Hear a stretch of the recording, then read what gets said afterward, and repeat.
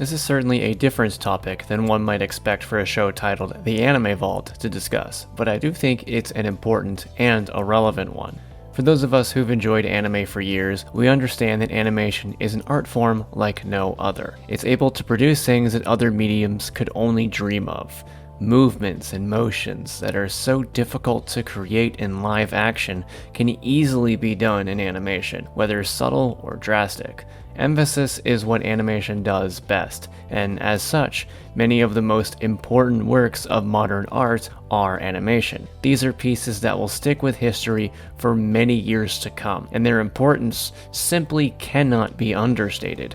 However, this is a topic that folks here in the West have had a lot of trouble grasping onto. Our counterparts in the East have known that for a long time, but here, especially in the States given my experience, the idea of animation being kids' material is a philosophy that has had a lot of trouble dying. It's a horrible mentality that shows its head in many conversations among animation enthusiasts, whether in real life or online.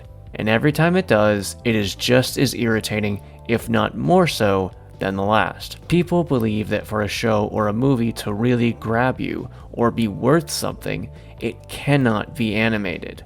That live action always holds more gravitas. While it's okay to have a preference, completely disregarding one form is just disrespectful, and it happens far more with animation than live action. This mentality has unfortunately bled into adult animation in the West, as for a long time, our options were samey. Practically every show needed to be a comedy of sorts, and typically the same kind of comedy. Something raunchy and wrought with innuendos and swears, as if to very uncharismatically proclaim the material to be for adults, instead of letting characters and themes speak for themselves.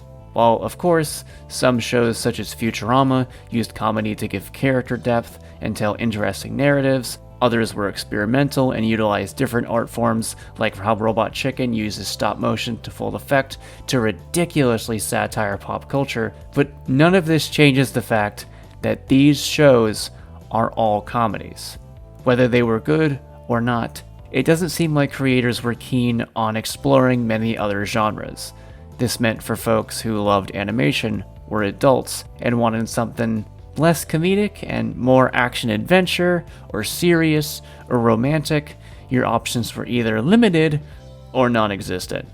At least for Western animation. Anime has long since explored many of these genres in shows geared towards adults, scratching the itch for plenty of animation lovers that Western creators simply weren't interested in.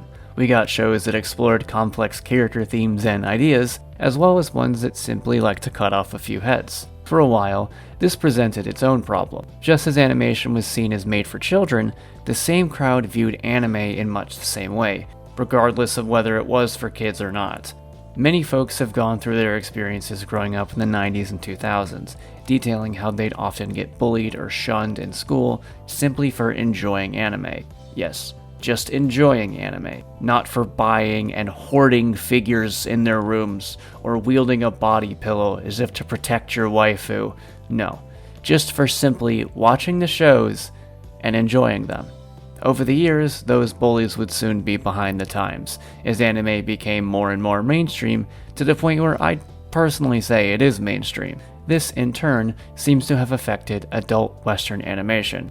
Though initially, all that was available was comedy, that's begun to change over the years.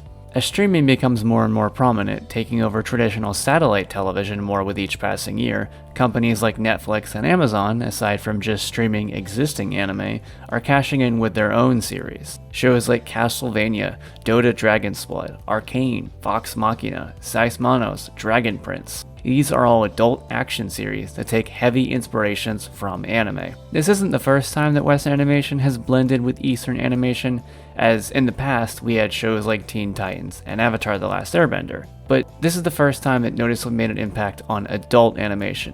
Yes, adults do often enjoy those two previous shows, but they weren't made for adults. Like I said, animation including anime has often been considered being kid stuff, so whenever we got a show that appealed to adults, they were usually meant for kids, but took itself seriously.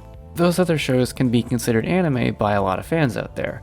They've been marketed as anime, tagged as anime, heavily inspired by the movements and tropes of anime. The characters often have spiky, sometimes impossible hair, the action scenes are incredibly fluid and defy every kind of physics imaginable, and the art is completely different. Keep in mind that here in the West, art styles for a lot of modern and even classic TV shows were very simple. However, in these shows, they draw away from those simplistic art styles and bleed into the more realistic but exaggerated designs often found in anime. Proportions are much closer to what we find in real life. It's very clear that anime was on the brains of the creators, the animators, and the market team when it came to these shows. And it worked. They've been very successful. It's given us a lot more options for adult animated series to watch that aren't just comedies. True, they are all action series, but they also have plenty of character depth, drama, and even romance that many of us have been missing from animation on the small screen. This also brings another point, that anime has actually been giving a lot more attention to 2D animation here in the States. You see, for a long time, there was an ongoing battle between 2D and 3D animation, or CGI as it's called. And unfortunately, CGI won in a lot of ways. Everything you find on the big screen is usually going to be CGI animation. 2D animation is practically a dead art when it comes to the big screen. Sometimes it'll show up every now and then, along with the always underappreciated stop motion, but like I said, CG animation clearly won the battle. The small screen is the only place to see 2D animation regularly.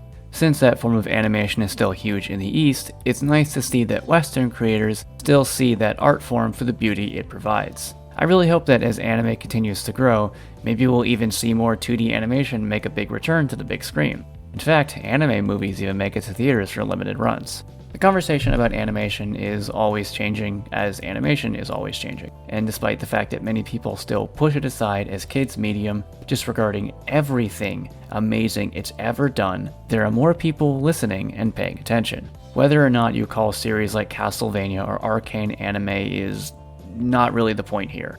The point I'm making is they've definitely been influenced by anime. And when creators are influenced and inspired by other creators, we can get some incredible things. Story and character ideas that are common in one location aren't as common elsewhere. So seeing countries like the US taking notes from Japanese entertainment is a net positive. Without this, we wouldn't have gotten so many amazing shows available on streaming. Side note, while some complain of the overprevalence of these services, compare this to years prior being an anime fan, where the hobby was expensive at best and elusive or impossible at worst. Only a few select TV programs aired anime, and only certain types of them as well. With streaming, so much more anime is now accessible to Western audiences. And as they become more and more popular, those same fans grow up to become people in the entertainment industry.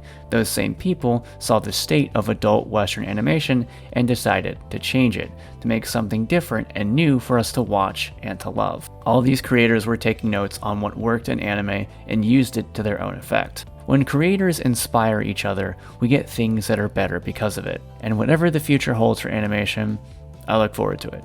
Because as right now, things are looking really promising. If you guys enjoyed this video, please go ahead and click that subscribe button. And if you want to be notified for future content, also go ahead and click that bell as well. Thank you so much and have a wonderful day.